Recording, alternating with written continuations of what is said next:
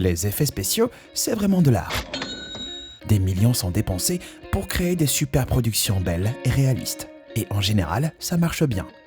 Les artistes VFX doivent bien connaître la physique de la lumière et tout le travail pour créer juste un seul visage humain émotionnellement réaliste et stupéfiant. Donc, on pourrait croire qu'avec tout cet argent, les studios de cinéma pourraient recruter les meilleurs pour ces jobs, non ? Eh ben, c'est pas toujours le cas. Et même si on fait tous des erreurs, certaines de ces erreurs sont juste trop flagrantes pour être ignorées, jetant un œil à certains des plus gros fails d'effets spéciaux.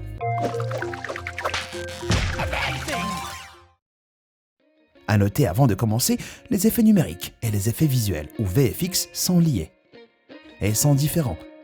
Mais dans cette vidéo, on va voir des exemples des deux. C'est dit et c'est parti. Peter Jackson a admis que la trilogie Le Hobbit avait été précipitée, compliquée et déroutante, surtout par rapport à la première trilogie. Une grande partie des combats a l'air flou, et c'est beaucoup lié à la surcompensation apportée par les effets visuels.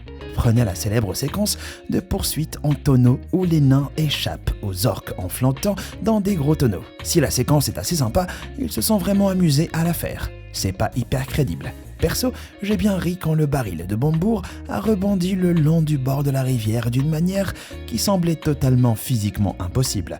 Il est en caoutchouc ou en bois ? Les effets de lumière de la scène, surtout sur les bords, semblent artificiellement dorés. Une brillance inutile qu'on retrouve dans le reste des films.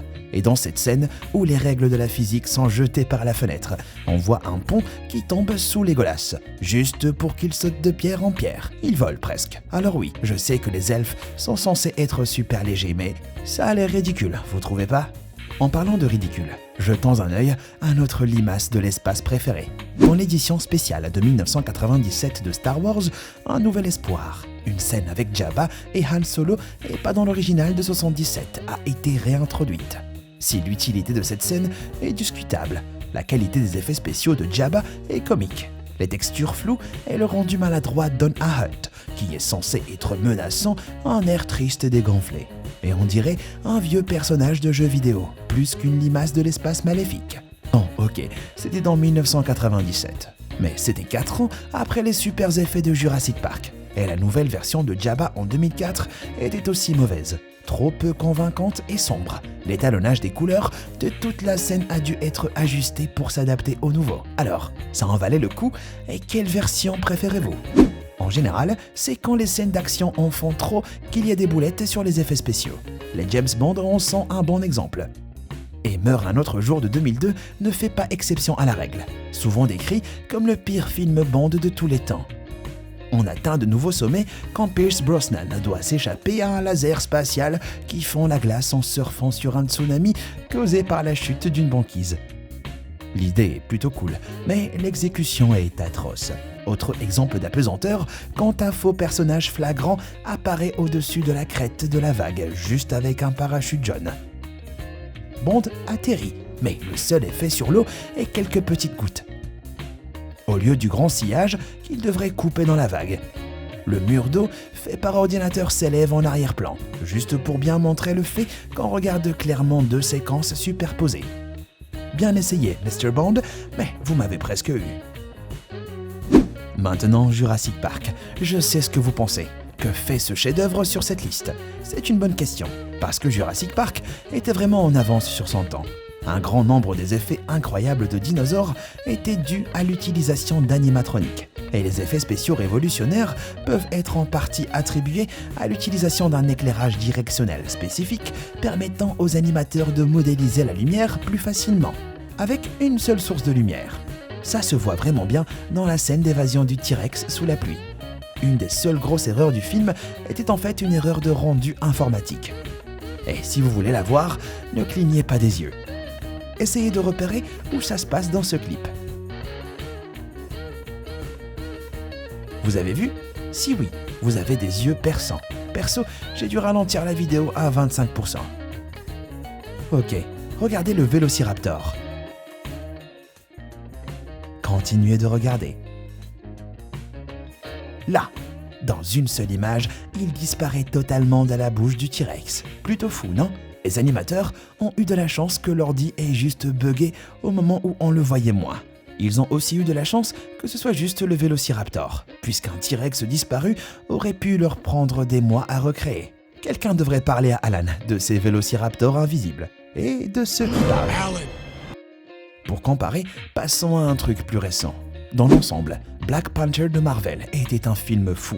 Il avait de superbes personnages et costumes, des combats allaitants et un scénario captivant. Que demander de plus? Un bon combat final aurait été bien. Les opinions étaient partagées sur la dernière bataille du film entre T'Challa et Killmonger. Beaucoup se plaignant que la séquence de combat trop lourde en effets spéciaux n'était pas assez lourde. Les modèles utilisés semblaient pas avoir de poids et ont été vraiment critiqués par les pros des effets spéciaux. Comme ça donne à toute la scène un aspect assez caricatural. Ajoutez ça à la caverne mal éclairée où se déroule le combat, qui donne pas de profondeur aux textures des tenues. Et vous avez vraiment un problème. La séquence a aussi été animée avec une technique de caméra flottante virtuelle, qui n'a pas vraiment résisté à l'épreuve du temps depuis son utilisation dans le premier X-Men en l'an 2000. Le choix de superposer l'excellent travail du département des costumes avec des effets spéciaux trop gros a été critiqué. Chadwick Boseman et Michael B. Jordan avaient tous les deux des costumes sur mesure. Alors, pourquoi ils n'ont pas été utilisés ? Incroyablement, la tenue de Boseman était tellement pleine d'effets spéciaux dans la majeure partie du film que sa tête a dû être ajoutée sur un vrai costume. Heureusement pour nous, le personnage principal de ce film ne porte pas de costume, ni de vêtements en fait. Quand le film King Kong de Peter Jackson est sorti en 2005, tout le monde a été épaté par son côté épique et les effets visuels dingues. Mon moment préféré, c'est le combat entre Kong et les T-Rex, qui était magistral dans son utilisation de la capture de mouvement et des effets spéciaux. Andy Serkis, qui était Kong, a passé des mois à étudier le comportement des gorilles au Rwanda, juste pour faire refaire leurs mouvements. Mais il y a des moments où les choses deviennent un peu fausses, et la biomécanique est discutable, comme la ruée des dinosaures. Quand l'équipe fuit la bousculade, on remarque que leur éclairage et leur définition changent d'une manière qui semble pas très logique. La plupart des figurants de la scène se transforment en découpe quand ils tombent à l'arrière-plan. La meilleure partie de la scène est pourtant la plus critiquée niveau effets spéciaux. C'est l'arrivée des Vélociraptors. Regardez ce gentleman audacieux qui a décidé que la meilleure chose à faire quand on fuit les dinosaures, c'est de se battre contre un autre et lui coller un coup de pied dans la tête. Si, ça a l'air cool. Il semble pas du tout gêné, cet homme. Ce qui est drôle, vu qu'il donne quand même un coup de pied à un Vélociraptor. Un animal qui devait avoir un coup assez fort pour mordre et déchirer. Ni la tête de dinosaure, ni les jambes de l'acteur n'en tiennent compte. Donc, je suis désolé, Monsieur Jackson, mais vous ne vous en tirerez pas avec celui-ci. Voilà un autre désastre que l'équipe VFX aurait dû corriger. En 2012, Twilight Revolution, deuxième partie, est sortie.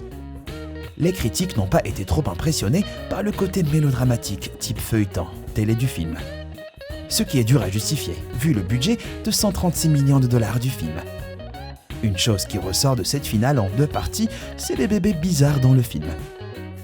Pourquoi ? Oh, pourquoi ont-ils cru qu'il y avait besoin d'ajouter un bébé en effets spéciaux dans cette scène ? Il est sérieusement flippant. Ok, c'est un bébé démon appelé Renesmee, mais regardez ça, l'animation n'est pas du tout convaincante, et je dirais même choquante. Le manque d'ombre normal dans les cheveux du bébé et le bord flou du modèle nuisent carrément au côté dramatique.